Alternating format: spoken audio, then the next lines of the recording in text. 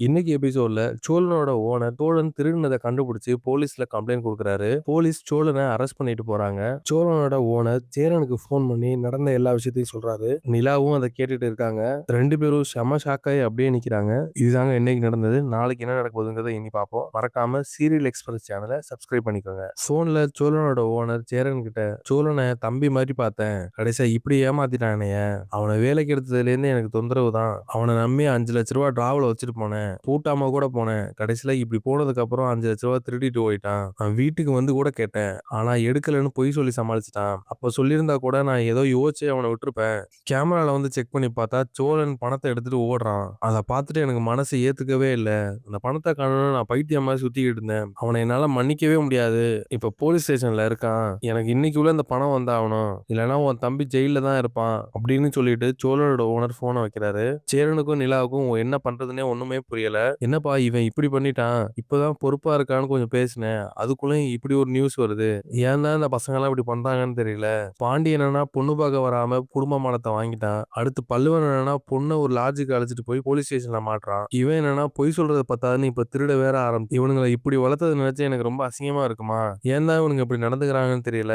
நேத்து அப்பா கேட்கிறப்ப எனக்கும் சந்தேகம் வந்துச்சு, இவனை நம்பி எப்படி 5 லட்ச ரூபா கொடுத்தாங்கன்னு. கடைசியில பார்த்தா இப்படி ஒரு வேலையை பண்ணி வச்சிருக்கான். சோழனோட ஓனர் வேற 5 லட்ச ரூபா பணம் இன்னைக்கே வேணும்னு கேக்குறாரு. எப்படி ரெடி பண்ண போறோம்னு ஒண்ணுமே புரியலமா. நமக்கு இருந்தது இந்த வீடு தான். இந்த வீட்டை வச்சு ட்ரை பண்ணி பார்த்தா அதுவும் கிடைக்கல.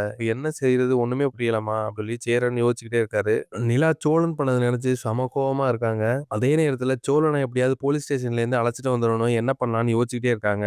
யாருகிட்ட போய் 5 லட்ச ரூபா கேக்குறது, என்ன பண்றதுன்னு ஒண்ணுமே புரியலையே அப்படின்னு நிலா யோசிச்சுக்கிட்டு இருக்காங்க. நிலா சேரன் கிட்ட, அண்ணே பாண்டிக்கு போன் பண்ணி இந்த விஷயத்த சொல்லுங்க, பாண்டி பணம் ஏதோ அரேஞ்ச் பண்ண ட்ரை பண்ணுவாரு, எல்லாரும் அவங்கவுங்களுக்கு தெரிஞ்ச வழியில பணத்தை ரெடி பண்ணி பார்ப்போம், சோழனை எப்படியாவது போலீஸ் ஸ்டேஷன்ல இருந்து கூட்டிட்டு வந்துடலாம் அப்படின்னு சொல்லி நிலா சொல்றாங்க. சரிம்மா, நான் உடனே பாண்டியனுக்கு போன் பண்ணி இந்த விஷயத்த சொல்றேன் அப்படின்னு சொல்லிட்டு சேரன் பாண்டியனுக்கு போன் பண்றாரு. பாண்டியன் கடையில வானதியோட உட்காந்து பேசிக்கிட்டு இருக்காரு. அந்த நேரத்துல போன் கால் ஒன்று வருது. அட்டன் பண்ணி பேசுறாரு. சொல்லுண்ணே, என்னென்ன இந்த நேரத்துல போன் பண்ணிருக்க அப்படின்னு சொல்லி பாண்டியன் கேக்குறாரு. டேய் பாண்டியா, எங்கடா இருக்க அப்படின்னு சொல்லி சேரன் கேக்குறாரு. இதோ கடையில தானே. என்னாச்சுண்ணே, எதுவும் பிரச்சனையா அப்படின்னு சொல்லி கேக்குறாரு. ஆமாடா, சோழன் ஏன்டா அப்படி பண்ணா, ஆளாளுக்கு ஏதாவது ஒரு பிரச்சனை பண்ணிக்கிட்டே இருக்கீங்கடா, நம்ம குடும்பம் நிம்மதியாவே இருக்காதடா அப்படின்னு சொல்லி சேரன் சொல்றாரு. என்னாச்சுண்ணே, என்னண்ணே பண்ணா சோழன், இப்ப எங்க இருக்கான் அவன் அப்படின்னு சொல்லி பாண்டியன் கேக்குறாரு. போலீஸ் ஸ்டேஷன்ல இருக்கான்டா அப்படின்னு சொல்லி சேரன் சொல்றாரு. பாண்டியன் அதை கேட்டுட்டு செம்ம ஷாக்கா வராரு. போலீஸ் ஸ்டேஷன்லயா, என்னாச்சுண்ணே, என்ன பண்ணா, எதுக்காக அவன் போலீஸ் ஸ்டேஷன்ல இருக்கான் அப்படின்னு சொல்லி பாண்டியன் கேக்குறாரு. வானதி பாண்டியன் பேசுறத குறுகுறுன்னு கவனிச்சுக்கிட்டே இருக்காங்க. போன்ல சேரன், நிலா பிசினஸ் ஆரம்பிக்கிறதுக்கு 5 லட்ச ரூபா பணம் கொடுத்தான்ல, அது நம்ம கிட்ட கடன் வாங்கி கொடுத்ததானே சொன்னான். ஆனா அவன் கடன் வாங்கி கொடுக்கலடா. நேத்து நைட்டு அவனோட ஓனர் வீட்டுக்கு வந்தார்ல, அவரோட பணத்தை தாண்டா அவன் திருடி கொடுத்துருக்கான் அப்படின்னு சொல்லி சேரன் சொல்றாரு. பாண்டியனுக்கு செம ஷாக்கிங்கா இருக்கு. என்னன்னு சொல்ற, பணத்தை திருடிட்டானா, இவன் என்ன இந்த மாதிரி எல்லாம் பண்ணா, ஒரு 4 நாள் டைம் இருந்தா நம்மளே அரேஞ்ச் பண்ணிருக்கலாமே, அந்த டைம்ல போன் பண்ணி சொல்லியிருந்தா கூட ஏதாவது ரெடி பண்ணி இருந்திருக்கலாம். இவன் என்ன பைத்தியக்கார மாதிரி இப்படி ஒரு வேலையை பார்த்துட்டான், இப்ப என்னன்னே பண்றது அப்படின்னு சொல்லி பாண்டியன் கேக்குறாரு. அவனோட ஓனர் என்கிட்ட போன்ல பேசினாருடா, அவரு இன்னைக்கு உள்ள பணம் எப்படியாவது எனக்கு வேணும், இல்லைன்னா சோழன் போலீஸ் ஸ்டேஷன்ல தான் இருப்பான் அப்படின்னு சொல்லி சொல்றாரு. எனக்கு என்ன பண்றதுனே தெரியலடா, இன்னைக்குள்ள எப்படா 5 லட்ச ரூபா ரெடி பண்ண முடியும். டேய் பாண்டி, உனக்கு தெரிஞ்சவங்கள எதுவும் கேட்டு பார்க்க முடியுமா, இன்னைக்குள்ள 5 லட்ச ரூபா ரெடி பண்ண முடியுமா உன்னால அப்படின்னு சொல்லி சேரன் கேக்குறாரு. சரிண்ணே, கேட்டு பாக்குறேன். 5 லட்ச ரூபான்னு முடியுமான்னு தெரியல, ஆனா ஒரு குறிப்பிட்ட அமௌண்ட் ரெடி பண்ணி பாக்குறேன். சோழன் எப்படியாவது போலீஸ் ஸ்டேஷன்ல இருந்து அழைச்சிட்டு வந்துடலாம் அப்படின்னு சொல்லிட்டு பாண்டியன் போனை கட் பண்றாரு. போனை கட் பண்ண உடனே வானதி, என்னாச்சு பாண்டி, சோழன் ப்ரோ போலீஸ் பிடிச்சிட்டு போயிட்டாங்களா, என்னாச்சு, எதனால போலீஸ் பிடிச்சிட்டு போனாங்க அப்படின்னு சொல்லி வானதி துருவி துருவி கேக்குறாங்க. நேத்து அண்ணியோட புது ஆபீஸ் ஓபன் பண்ணாங்க, அங்க யாரோ அண்ணிய ஓசிலேயே பார்ட்னர்ஷிப் ஆறாங்க அப்படின்னு சொல்லிட்டாங்க. அதை கேட்டுட்டு சோழனுக்கு செம கோவம் வந்துருச்சு.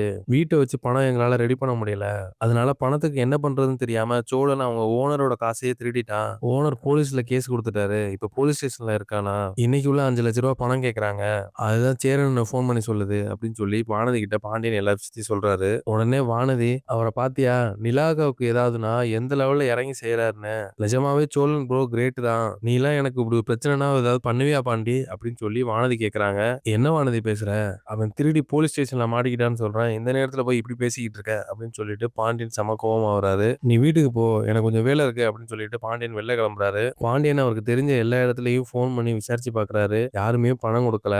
விடாம ட்ரை பண்ணி பண்ணிக்கிட்டே இருக்காரு. சேரனும் அவருக்கு தெரிஞ்ச எல்லா இடத்துலயும் ஃபோன் பண்ணி விசாரிச்சு பார்த்துட்டே இருக்காரு. எங்கேயுமே பணம் குடுக்க தயாராவே இல்ல. நிலா திவ்யாக்கு ஃபோன் பண்ணி அந்த பணத்த திருப்பி கிடைக்குமா அப்படின்னு கேட்டு பார்க்குறாங்க. திவ்யா, "சாரி நிலா. நேத்து பர்னிச்சர்ஸ், எலக்ட்ரானிக்ஸ்லாம் வாங்க அதுலேருந்து தான் பணம் எடுத்து குடுத்துட்டோம். அந்த அமௌண்ட் செலவாச்சு நிலா. நீ நேத்து ஈவினிங்கே சொல்லியிருந்தேன்னா அந்த பணத்த திருப்பி குடுத்துருப்போம். நான் தான் சொன்னேன்ல பொறுமையா பணம் குடுக்கலான்னு. ஏன் இப்படி பண்றீங்க?" அப்படின்னு சொல்லி திவ்யா சொல்றாங்க. திவ்யா, "உன்னால இப்ப ₹5,00,000 பணம் ரெடி பண்ண முடியுமா?" அப்படின்னு சொல்லி நிலா கேட்குறாங்க. "இல்ல நிலா, உனக்கே தெரியும். ஆஃபீஸ் ஸ்டார்ட் பண்ண பல்க்கா பணம் போட்டிருக்கேன். இதுக்கு மேல வாங்குறது ரொம்ப கஷ்டம் நிலா. சாரி" அப்படின்னு சொல்லிட்டு திவ்யா ஃபோன வச்சர்றாங்க. திவ்யா திரும்ப கால் பண்ணி, "நிலா, எனக்கு ஒரு யோசனை தோணுது. நான் சொல்றேன். உனக்கு விருப்பம் இருந்தா நீ அத பண்ணு" அப்படின்னு சொல்றாங்க. "சொல்லு திவ்யா" அப்படின்னு நிலாவும் சொல்றாங்க. "இவ்ளோ பெரிய அமௌண்ட் நம்மள நம்பி யாரும் உடனே குடுக்க மாட்டாங்க.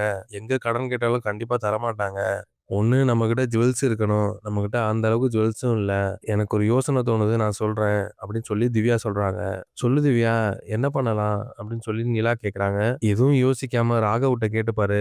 ராகவ்ட்ட கண்டிப்பா ₹5,00,000 பணம் இருக்கும். அவருக்கு ₹5,00,000 ரொம்ப சாதாரண விஷயம் அப்படின்னு சொல்லி திவ்யா சொல்றாங்க. நிலா செம கோவமாகறாங்க. "திவ்யா, நான் பணத்த எப்படியாவது அரேஞ்ச் பண்ணிக்கிறேன். ராகவ்ட்டலாம் இதுக்காக போய் நிக்க முடியாது. அவன் இதான் சான்ஸ்ன்னு அத யூஸ் பண்ணிக்க பார்ப்பான். வேற ஏதாவது யோசனை இருந்தா சொல்லு" அப்படின்னு சொல்லிட்டு நிலா செம கோவமா வராங்க. "புரியுது நிலா.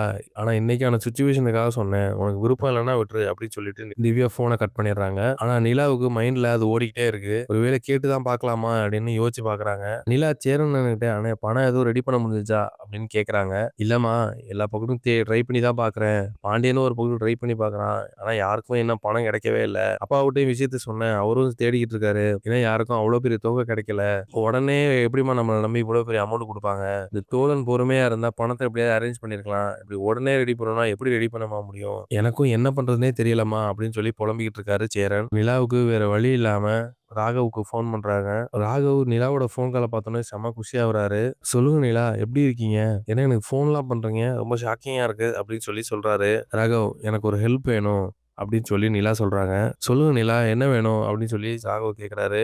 "என்ட்ட என்ன ஏதுன்னு கேட்காதீங்க. எனக்கு ₹5,00,000 பணம் வேணும். நான் உங்களுக்கு 10 டேஸ்ல ரிட்டர்ன் பண்ணிடுறேன்" அப்படின்னு சொல்லி நிலா சொல்றாங்க. "அவ்ளோ பெரிய அமௌண்ட்டா? சரி, ஓகே, நான் தரேன். உங்களுக்கு ஹெல்ப் பண்ணாமயா?" அப்படின்னு சொல்லி ராகவ் சொல்றாரு. "எனக்கு இப்பவே உடனே ட்ரான்ஸ்ஃபர் பண்ண முடியுமா?" அப்படின்னு சொல்லி நிலா கேட்குறாங்க. நிலா, "உடனேலாம் பண்ண முடியாது. நீங்க என்ன நேர்ல பார்க்க வாங்க" அப்படின்னு சொல்லி ஆஃபீஸுக்கு வர சொல்றாரு. நிலாவும் வேற வழி இல்லாம ஆஃபீஸுக்கு கிளம்பி போறாங்க. ஆஃபீஸ்ல ராகவ் மட்டும் தனியா உட்கார்ந்திருக்காரு. நிலா ஆஃபீஸுக்கு போறாங்க. ராகவ் நிலாவ பார்த்துட்டு பயங்கரமா ஹாப்பி ஆகுறாரு. "வாங்க நிலா, உட்காருங்க. ஏன் இப்படி பதட்டமா இருக்கீங்க?